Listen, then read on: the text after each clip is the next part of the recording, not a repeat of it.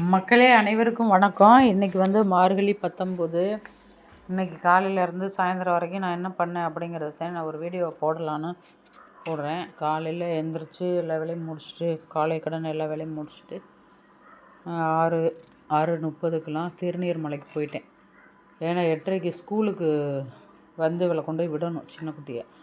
அதுக்காக 6:30க்கெலாம் கிளம்பிட்டேன். கிட்டத்தட்ட 20 நிமிஷம் ஆகும் கோயிலுக்கு போக 20 நிமிஷம், வர 20 நிமிஷம். திருநீர்மலை பெருமாளை பார்க்க அங்கே போயிட்டு நான் 1/2 கிலோ கல்கண்டு வாங்கி வச்சுருந்தேன். அந்த எறும்பு புத்துக்கு போடுவோம் அப்படின்னு சொல்லிட்டு எடுத்துகிட்டு போயிருந்தேன். அங்கே பாருங்கள், மலை மேலே தொட்டி கட்டி, இந்த மரத்தில் தொட்டி கட்டி போட்டுப்பாங்கல்ல, அதுக்கு அடியில் எறும்பு புத்து இருந்துச்சு. அங்கே கொண்டு போய் கொஞ்சம் போட்டேன். கீழேன்னா ஆஞ்சநேயர் இருப்பார், அவர் பக்கத்தில் ஒரு 2 மரத்தில் தொட்டி கட்டியிருந்தாங்க. அங்கே கொஞ்சம் போட்டுட்டு மலை உச்சியிலையும் போட்டேன் கல்கண்டு. ஏன்னா அந்த எறும்புகளுக்கு போட்டோம்னா அவ்வளவு நல்லதான். நீங்கள் தினந்தோறும் மனுஷனுக்கு சாப்பாடு கொடுக்குறீங்களோ இல்லையோ, மனுஷன்னா யார், நம்ம வீட்டு ஆளுகள் கொடுத்து தான் ஆகணும். வெளியில் அந்த ரோட்டில் போகையில் பிச்சைக்காரவங்க எல்லோரும் நிற்பாங்கள்ல, அவங்களுக்கு நம்ம கொடுக்குறோமோ இல்லையோ, அந்த எறும்புகளுக்கு கொடுத்தோம்னா 33 தேவர்களும் சாப்பிட்டதுக்கு சமம். அந்த புண்ணியம் நம்மளை காக்கும், நம்ம சந்ததிகளை காக்கும். செல்வ செழிப்போட சிறப்பான வாழ்க்கை, இனிமையாக வாழுவோம். கண்டிப்பாக அதாவது முன்னோர்கள் செய்த கர்ம வினை பயன் அதெல்லாம் கலைஞ்சிரும். எறும்புகளுக்கு நம்ம உணவு கொடுத்தோம்னா என்ன உணவு கொடுக்கலாம்? இது இருக்குது பாருங்கள், ரவையில் நாட்டு சக்கரை கலந்து அதை கொஞ்சம் தூவி விடலாம், எறும்பு சாப்பிடும். அதுக்கப்புறம் நாட்டு சக்கரை தனியாக போட்டாலும் ஓகே தான். அப்புறம் வெல்லம் இதெல்லாம் கொடுக்கலாம் எறும்புகளுக்கு. எதை போட்டாலும் சாப்பிட்டுக்கிட்டு தான் இருக்குது எறும்பு. முக்கியமாக இதை கொடுக்கலாம், விரும்பி வேகமாக சாப்பிடும். நான் கல்கண்டு இருந்துச்சு, நான் மனுஷங்களுக்கு தான் கொடுக்குறது. மலை ஏறப்போ டெய்லி வாங்கி கொடுத்துக்கிட்டு தான் இருக்கேன். பட் இன்றைக்கி நம்ம எறும்புகளுக்கு போடுவோம்னு சொல்லி எடுத்துகிட்டு போயிருந்தேன். எடுத்துகிட்டு போய் மலை உச்சியிலையும் போட்டுட்டு கீழேயும் போட்டுட்டு படி ஏறிக்கிட்டு இருக்கேன். படியேறிக்கிட்டு இருக்கையில் எங்களுடைய கால பைரவர் வந்துட்டார் எங்களை அழைச்சிட்டு போக. மாடினா என்ன, மலைக்கு அழைச்சிட்டு போக அவங்க வந்துட்டாங்க. வந்தோடனே ஒரே ஹாப்பியாகிடுச்சு எனக்கு. இப்போ மலை உச்சியில் போடுறேன் பாருங்கள், மலை உச்சியில் தொட்டி கட்டி போட்டிருப்பாங்க, பிள்ளை வர்றதுக்காக தொட்டி கட்டி போட்டிருப்பாங்க இந்த இடத்துல. இது மலை உச்சி. அங்கே கொஞ்சம் கல்கண்டு போட்டு மொத்தமாக போட்டு கிட்டத்தட்ட 1/4 கிலோ இருக்கும். 1/4 கிலோ போட்டு மேலே போயிட்டேன். தினந்தோறும் இப்போ நான் 30 நாள் போகிறேன்னா பெருமாளுக்கு என் மனசில் என்ன தோணுதோ, அதாவது இன்றைக்கி அப்புறம் இதயம் நல்லெண்ணெய் வாங்கி கொடுத்தேன். நேற்று மஞ்சள் குங்குமம், நேற்று வெள்ளிக்கிழமை அப்படிங்கிறதுனால கீழே குங்குமம், மேலே மஞ்சள். கீழே நீர்வண்ண பெருமாளுக்கு குங்குமம், மேலே மஞ்சள் கொடுக்கும். தெய்வத்துக்கு செய்கிறவங்க யாரும் வீண் போக மாட்டாங்க. தெய்வ காரியங்களுக்கு இந்த மாதிரி மஞ்சள், குங்குமம், சுகரு, பச்சரிசி, நம்மளால் முடிஞ்சது எதுவோ அதை செய்யலாம். அதுபோல் அப்புறம் இந்த கட்டுமான பணி, இந்த கோயில் கட்டுறா பாருங்கள், கும்பாபிஷேகம். இந்த கோயில் கும்பாபிஷேகம் இன்னும் 1 வருஷம் இருக்குது. கட்டுமான பணிக்கு தேவையானதை செய்யலாம். நான் மேலே போய்கிட்டு இருக்கையில் வந்துட்டாக பாருங்கள் கால பைரவர். வாங்கன்னு வரவேற்கிறாங்க மேலே நின்று. அவங்கள பார்த்துட்டு ஹாய் சொல்லிவிட்டு வா லட்டு வாங்கி தரேன் அப்படின்னோடனே பின்னாடியே வந்துச்சு. ரொம்ப ஹாப்பியாக இருந்துச்சு இந்த கால பைரவரை தினந்தோறும் பார்க்குறது. அவ்வளோ ஒரு அறிவான நாய் அந்த நாய். இன்றைக்கி விழாக்கு போடலாம், இன்றைக்கி காலையிலேருந்து சாயந்தரம் வரைக்கும் என்ன பண்ணோம் அப்படிங்கிறத போடலான்னு ஐடியா வந்துச்சு. அதனால தான் நான் உங்களுக்கு சொல்லிக்கிட்டு இருக்கேன். டிஃப்ரெண்ட்டாக இருக்குமே, இது வரைக்கும் நான் விழாக்கு போடல, இன்றைக்கி போடணும்னு சொல்லி போட்டேன். மேலே மலை உச்சிக்கு வந்துட்டேன் பாருங்கள், படியேறி மலை உச்சிக்கு வந்துட்டேன். கால பைரவரும் எங்களை வரவேற்று மேலே வாங்கன்னா கூப்பிட்டாங்க. அப்புறம் இங்கே பிரசாத ஸ்டால் இருக்குது பாருங்கள். பிரசாத ஸ்டாலில் தினந்தோறும் 2 டப்பா எடுத்துகிட்டு போவேன். பொடி தோசை இந்த கோயிலில் ரொம்ப ரொம்ப ஃபேமஸ்ஸு. பொடி தோசை 2 வாங்கிட்டு வருவேன், புளிச்சாதம் வாங்கிட்டு வருவேன். அது சின்ன பொண்ணு பெரிய பொண்ணு சாப்பிடுவாளுங்க கோயிலுக்கு போகிறதுனால. மேலே போய்கிட்டு இருக்கையில் தரிசனத்தை முடிச்சுட்டு நம்ம பரமக்குடி பக்கத்தில் பேரையூருங்கிற ஊரில் இருந்து தரிசனத்துக்காக இந்த தம்பதிகள் வந்தாகலாம். என்னம்மா இது கும்பாபிஷேகம் நடத்த போகிற ஆலமில் உற்சவர் தான் இருக்கார், மூலஸ்தானம் இல்லை அப்படின்னு கேட்டாங்க. இல்லைம்மா 1 வருஷம் ஆகும் கும்பாபிஷேகம் நடத்த. மேலே வந்து அந்த கொடிமரம் இருக்குது பாருங்கள், கொடிமரம் விழுந்துருச்சான், தானாகவே விழுந்துருச்சான். மேலே உங்களுக்கு வந்து கட்டுமான பணிலாம் செய்கிறது அவ்வளோ சுலபம் கிடையாது. அதே நேரத்தில் சீக்கிரம் பண்ண முடியாது. எல்லா பொருளும் கீழே இருந்து மேலே கொண்டு போகணும்ல.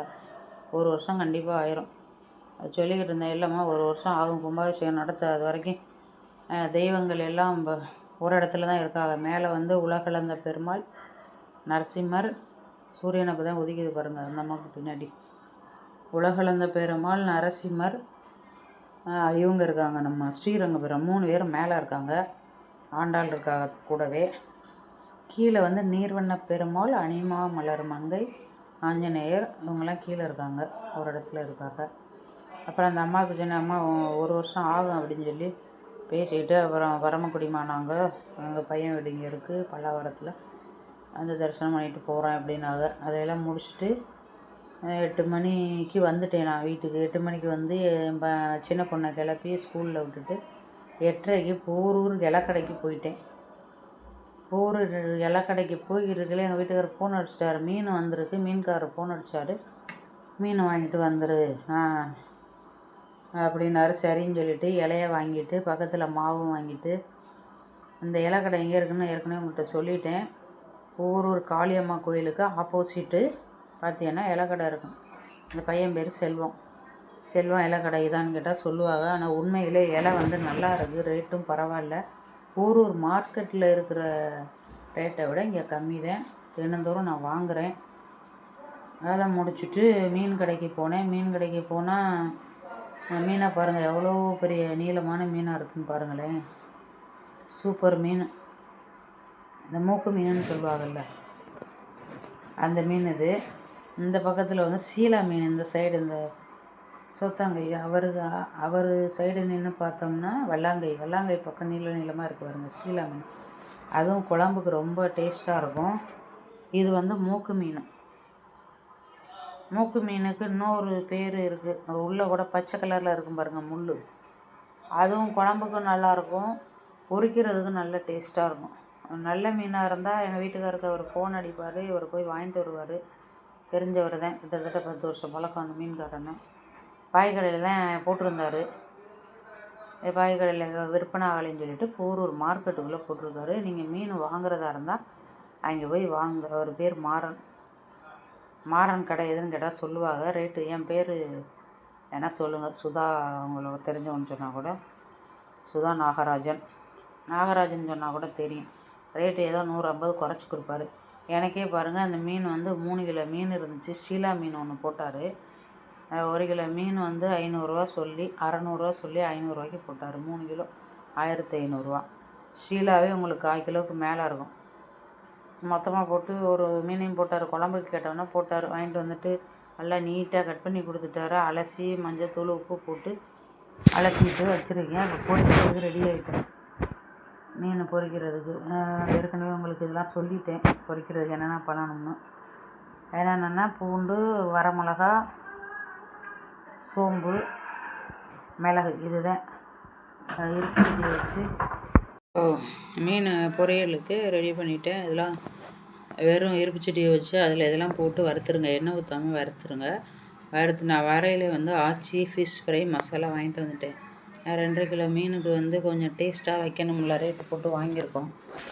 அதை போட்டு அந்த ஃபிஷ் ஃப்ரை மசாலா, அப்புறம் வந்து எண்ணெய், அப்புறம் அந்த பொடி, உப்பு தேவையான அளவு, லெமன் ஒரு 1/2 மூடி போட்டு புழிஞ்சு விட்டு நீங்கள் வந்து தடவி ஒரு 5 நிமிஷம் ஊற வச்சுட்டு பொரிச்சு எடுத்தால் அருமையான மீன் ஃப்ரை ரெடி. பக்கத்துலேயே குழம்பு ரெடி பண்ணிட்டேன். கடகடன்னு 11:30க்கு நான் சாப்பாடு ரெடி பண்ணுங்கன்ட்டா பெரியவா, பரீட்சைக்கு போகணும் அப்படின்னு சொல்லிட்டு. அதனால் கடகடன்னு வந்து வேலையை பார்த்து குழம்பும் பண்ணியாச்சு, பொரியலும் பண்ணியாச்சு, ஃபிஷ் ஃப்ரையும் பண்ணிட்டேன், சோறும் அடிச்சிட்டேன். 12 மணிக்கு எல்லாம் ரெடி ஆயிடுச்சு. இன்றைக்கி வந்து இவ்வளோ ஸ்பீடாக அந்த மலை ஏறுறதுனால ஒரு சுறுசுறுப்பு கிடைக்குது, புத்துணர்ச்சி கிடைக்குது. கடகடன் வேலையை முடிச்சிட்டேன். இது வந்து கிராமத்து ஸ்டைலில் இந்த குழம்பு வச்சுருக்கேன். கிராமத்து ஸ்டைலில் தான் குழம்பு வச்சுருக்கேன். கூட்டி அதாவது மிளகாத்தூள், மல்லித்தூள், மஞ்சத்தூள் தேவையான அளவு போட்டு உப்பு போட்டு கரைச்சிட்டு புளியும் போட்டு ஒரு பக்கம் வச்சு கரைச்சி குழம்ப ஊற்றிட்டேன். சின்ன வெங்காயம் போட்டால் ரொம்ப நல்லாயிருக்கும் குழம்புக்கு. அதே நேரத்தில் நல்லெண்ணெய் ஊற்றணும். மீன் குழம்புக்கு நல்லெண்ணெய் ஊற்றினா தான் டேஸ்ட்டு வரும். பச்சை மிளகா கண்டிப்பாக போடணும். இன்றைக்கி நல்லா இருந்துச்சு, குழம்பும் நல்லா இருந்துச்சு, ஃபிஷ் ஃப்ரையும் நல்லா இருந்தது. மருமையை வந்து சாப்பிட்டாரு. ஏன்னா என் பொண்ணு வந்து MBA செகண்டு செமஸ்டர் பரீட்சை இன்றைக்கி தான் ஸ்டார்ட்டு. அதனால் 11:30க்கெலாம் எனக்கு ரெடி பண்ணியிருங்கன்ட்டா. அதனால் கடகடன்னு வாங்கி செஞ்சுட்டேன். வந்து 2 பேரும் சாப்பிட்டுக்கிட்டு இருக்காங்க. ஆனால் நீங்கள் வந்து சிக்கன், மட்டன் இது வாங்குறதுக்கு மீன் வாங்கி வாரத்தில் ஒரு நாளாவது சாப்பிடுங்க. உடலுக்கு ரொம்ப நல்லது. ஊருக்கெலாம் போனேன்னா, முளைப்பரிச்சி லீவுக்கெலாம் போனேன்னா தொண்டி கடலில் மீன் கிடைக்கும். அவர் மீன்காரர் எங்கள் வீட்டு வழியாக தான் போவார். தினந்தோறும் 1 கிலோ மீன் 100 ரூபா தான். மத்தி மீன், சூடைப்பொடி, அப்புறம் வந்து சங்கரா மீன், கிழங்கா மீன், அப்புறம் இன்னொரு மீன் நல்லாயிருக்கும். மீன் பேர் என்னமோ வெள்ளை கலரில் இருக்கும். இல்லை கல் மாதிரி நல்லாயிருக்கும் குழம்பு வச்சா. கிழங்கா மீன் தான் அதுக்கு பேர். கிழங்கா,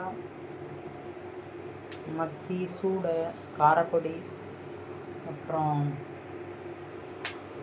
இது பேர் என்ன, வவ்வால் மீன். வவ்வால் மீன் நல்லாயிருக்கும். ஆனால் கண்ணுக்கு ரொம்ப நல்லது வந்து மத்தி மீன் தான் நல்லதுன்றாங்க. ரேட்டு உங்களுக்கு 100 ரூபா 150 ரூபாய்க்கு கிடைக்கிது. அதனால் தினந்தோறும் வாங்கி சாப்பிடுங்க. உயரமான மீன் தான் வாங்கணும்னு இல்லை, நம்மளால் என்ன முடியுமோ அதை வாங்கி. ஆனால் நல்ல மீனாக வாங்கி சாப்பிடுங்க. ஐஸில் வச்சது அதெல்லாம் இல்லாமல் ஃப்ரெஷ்ஷான மீனாக வாங்கி சாப்பிடுங்க.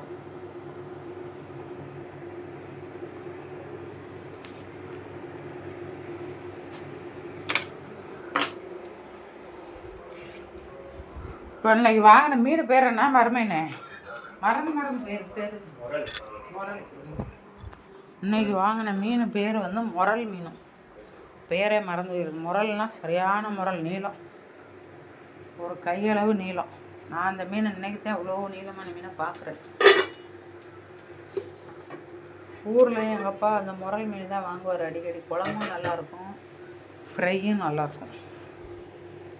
அவர் பரவாயில்ல, ரேட்டு கம்மி பண்ணி தான் கொடுத்தாரு. வெளியிலலாம் உங்களுக்கு ரேட்டு கூட, இவர் பரவாயில்ல. நார்மல் மீனே 500 ரூபா சொல்கிறாங்க. இது முரல் மீன், பெரிய முரல் வேறு. நல்லா இருந்துச்சு, குழம்பும் நல்லா இருந்துச்சு. நான் வந்து மீன் போடுறதுக்கு முன்னாடி இந்த குழம்பு எடுத்துக்கிட்டேன். விரதங்கிறதுனால கூட்டி தாளித்து கொதிக்க விட்டு மீனை போடுறதுக்கு முன்னாடி அந்த மீன் குழம்பை எடுத்துக்கிட்டேன். அதுக்கப்புறம் தான் அந்த குழம்புல மீனை போட்டேன் மத்தியானம் நான் சாப்பிட்றதுக்கு. அவங்கெல்லாம் அசைவம், நான் செய்வோம். அப்புறம் எல்லாம் முடிச்சுட்டு மருமகனுக்கெல்லாம் சாப்பாடு வச்சுட்டு பெரிய பொண்ணுக்கு சாப்பாடு வச்சு அவள் பரீட்சையை கிளம்பிட்டா. சாயந்தரம் 4:30க்கு வந்து எங்கள் வீட்டுக்காரர் வந்து சாப்பிட்டாரு.